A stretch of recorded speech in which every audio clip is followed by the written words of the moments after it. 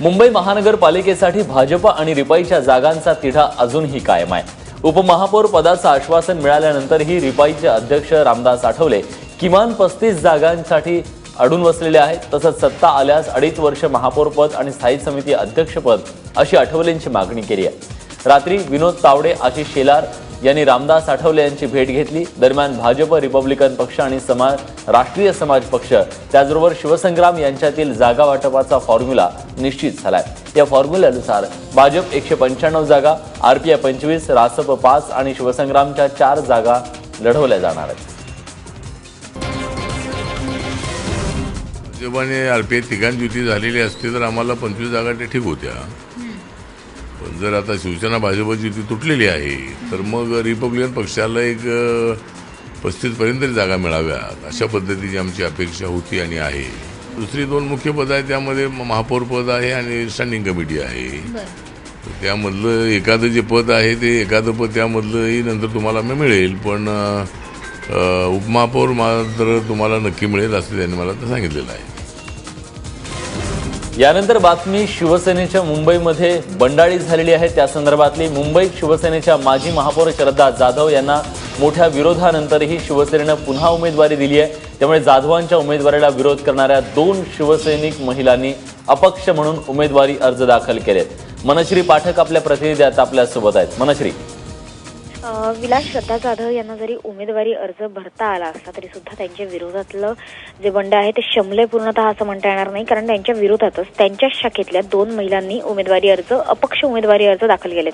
साधना राऊळ या 202 वॉर्ड मधल्याच उमेदवार आहेत, त्यांनी अपक्ष म्हणून अर्ज दाखल केलाय आणि त्यासोबतच मानसी परब यांनी देखील अपक्ष म्हणून वॉर्ड नंबर 202 मधूनच अर्ज दाखल केलेला आहे। त्याच्यामुळे जेव्हा निवडणुका येतील तेव्हा शिवसेना विरुद्ध शिवसेना असंच काहीचं चित्र आपल्याला 202 नंबरच्या वॉर्डमध्ये बघायला मिळेल। नव्हे तर माजी महापौरांविरोधातच हे चित्र असल्या कारणाने शिवसेनेत ठिकठिकाणी वॉर्डामध्ये कदाचित अशाच प्रकारची बंडाळी होण्याची सुद्धा शक्यता नाकारता येत नाहीये। धन्यवाद मनश्री, तुम्ही दिलेल्या सगळ्या सविस्तर माहितीबद्दल। ठाण्यातील बांधकाम व्यावसायिक सूरज परमार आत्महत्या प्रकरणात तुरुंगाची हवा खाऊन आलेल्या 4ही नगरसेवकांनी आपला उमेदवारी अर्ज दाखल केलाय। नजीब मुल्ला आणि हनुमंत जगदाळे यांना राष्ट्रवादीने उमेदवारी दिली आहे, तर विक्रांत चव्हाण यांनी काँग्रेसकडून अर्ज दाखल केलाय। सुधाकर चव्हाण यांनी भाजपसोबत जाण्याचा प्रयत्न केला, पण त्यांना उमेदवारी मिळाली नाही, त्यामुळे त्यांनी अपक्ष म्हणून आपला उमेदवारी अर्ज दाखल केलाय। सूरज परमार आत्महत्या प्रकरणात पोलिसांनी या 4ही नगरसेवकांना अटक केली होती। सध्या हे नगरसेवक जामिनावर बाहेर आहेत। बुलडाण्यातील शिवसेनेचे खासदार प्रतापराव जाधव यांच्या संपर्क कार्यालयाच्या बाहेर स्फोट झाल्यानं एकच खळबळ उडाली। काल रात्री 8:30च्या सुमारास हा स्फोट झालाय। या स्फोटात 2 श्वान ठार झालेत। घटनेची माहिती मिळताच पोलीस घटनास्थळी दाखल झाले। या स्फोटामागे घातपात आहे का याचा पोलीस तपास करतायत। सध्या बुलडाणा शहरात भीतीचं वातावरण आहे। पुण्यामध्ये राष्ट्रवादीकडून तिकीट न मिळाल्यानं राष्ट्रवादीचे आमदार अनिल भोसले यांच्या पत्नी रेश्मा भोसले यांनी भाजपमध्ये प्रवेश केलाय। पुण्यात भाजपकडून त्यांना उमेदवारी देण्यात आली आहे। रेश्मा भोसले या राष्ट्रवादीच्या विद्यमान नगरसेविका आहेत, मात्र यावेळी त्यांचा पत्ता कट करण्यात आलाय। आता त्यांना भाजपकडून प्रभाग क्रमांक 7 मधून उमेदवारी अर्ज दाखल केलाय। विशेष म्हणजे राष्ट्रवादीनं उमेदवारी नाकारल्यानंतर त्या तात्काळ भाजपमध्ये गेल्या आणि भाजपनेही तात्काळ त्यांना तिकीट उपलब्ध करून दिलं। नाशिकमधील शिवसेनेचा राडा प्रकरण जे आहे ते आता मातोश्रीच्या दारात पोहोचलंय। महानगर प्रमुख अजय बोरस्ते आणि माजी महापौर विनायक पांडे यांच्यासह नाशिकच्या पदाधिकाऱ्यांना आज मातोश्रीवर बोलावण्यात आलंय। दरम्यान आपण शिवसेनेतच असल्याचा दावा विनायक पांडे यांनी केलाय। तसंच मुलगा ऋतुराज आणि आपण स्वतः निवडणूक लढवणार नाही अशी भूमिकाही पांडे यांनी घेतल्याचं सूत्रांनी सांगितलंय। नाशिकमध्ये भाजपच्या निष्ठावंत कार्यकर्त्यांना डावलल्यामुळे तुफान राडेबाजी बघायला मिळाली आहे। भाजपचे शहराध्यक्ष बाळासाहेब सानप यांनी पैसे घेऊन तिकीट विकल्याचा आरोप नाराजांनी केलाय। विशेष म्हणजे काही जणांनी उमेदवारीसाठी आत्मदहन करण्याचाही इशारा दिला। अनेकांनी सानपांना अर्वाच्य भाषेत शिवीगाळ केली। त्यामुळे वैतागलेल्या बाळासाहेब सानप यांनी नाईलाजानं भाजप कार्यालयातून काढता पाय घेतला। त्यामुळे नाशिकमधील भाजप कार्यकर्त्यांच्या नाराजीचा फटका भाजपला बसू शकतो। नाशिकमध्ये शिवसैनिकांच्या 2 गटात राडा झाला. एव्ही फॉर्म मिळाला नसल्यानं इच्छुकांकडून गोंधळ घालण्यात आला. तसंच एव्ही फॉर्मचा जो झेरॉक्सचा कागद आहे तो फाडून टाकला. या प्रकरणी पोलिसांनी तिघांना ताब्यात घेतलंय.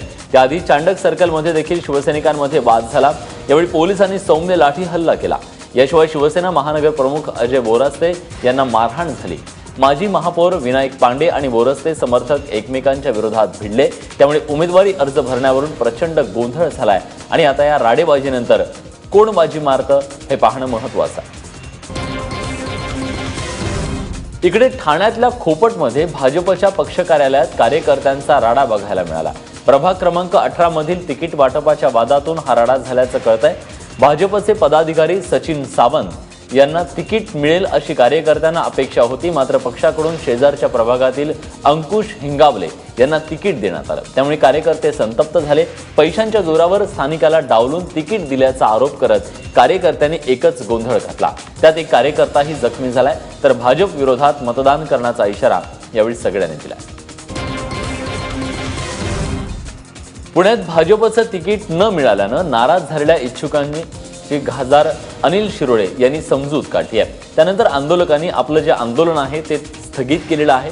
त्याआधी नाराज इच्छुकांनी योगेश गोगावले यांच्या पोस्टरला काळं फासल्यानं वातावरण काहीसं तणावपूर्ण झालं होतं. त्यामुळे पोलिसांनी भाजप कार्यालयाच्या बाहेर मोठा पोलीस बंदोबस्त तैनात केला. उमेदवारांची उमेदवारी जाहीर झाल्यानंतर नाराजांनी नागपुरात गोंधळ घातला. तर काहींनी या उमेदवार यादीतल्या नावांवर आक्षेप घेतला. प्रभाग क्रमांक 32 मधून मंगला म्हस्के यांना तिकीट न मिळाल्यानं महिला समर्थकांनी गडकरी आणि बावनकुळे यांच्या समक्ष आपली नाराजी व्यक्त केली. त्याआधी श्रीकांत अगलावे यांना उमेदवारी न मिळाल्यानं त्यांच्या समर्थकांनी गोंधळ घातला. तर प्रभाग 24 मधून चेतना टांग यांना उमेदवारी जाहीर झाल्यानं त्यांच्या विरोधात महिलांनी गडकरी वाड्याबाहेरच नाराजी व्यक्त केली. गुंडांच्या इन्कमिंगवरून भाजपला आरोपीच्या पिंजऱ्यात उभ्या करणाऱ्या शिवसेनेनं नागपुरात मात्र भाजपनं नाकारलेल्या गुंड प्रवृत्तीच्या अनिल धावडे याला उमेदवारी दिली आहे. नागपुरातल्या प्रभाग क्रमांक 22चे विद्यमान नगरसेवक अनिल धावडेच्या गुन्हेगारी पार्श्वभूमीमुळे भाजपनं त्यांना उमेदवारी नाकारली. भाजपकडून तिकीट कापताच धावडे यांनी शिवबंधन बांधलं आणि भाजपला धडा शिकवण्याची भाषा सुरू केली आहे. प्रभाग क्रमांक 22 मध्ये संघ मुख्यालयाची इमारत येत असल्यानं संघ नेत्यांच्या विरोधामुळेच माझं तिकीट कापल्याचा आरोप धावडेंनी केला. दादरमधून शिवसेनेच्या माजी महापौर आणि माजी आमदार विशाखा राऊत यांनी आपला उमेदवारी अर्ज दाखल केलाय. तर त्यांच्या विरोधात मनसे नगरसेवक संदीप देशपांडे यांच्या पत्नी स्वप्ना देशपांडे यांनी आपला उमेदवारी अर्ज दाखल केलाय. त्यामुळे दादरच्या 191 वॉर्डमधील लढत रंगतदार होणार आहे.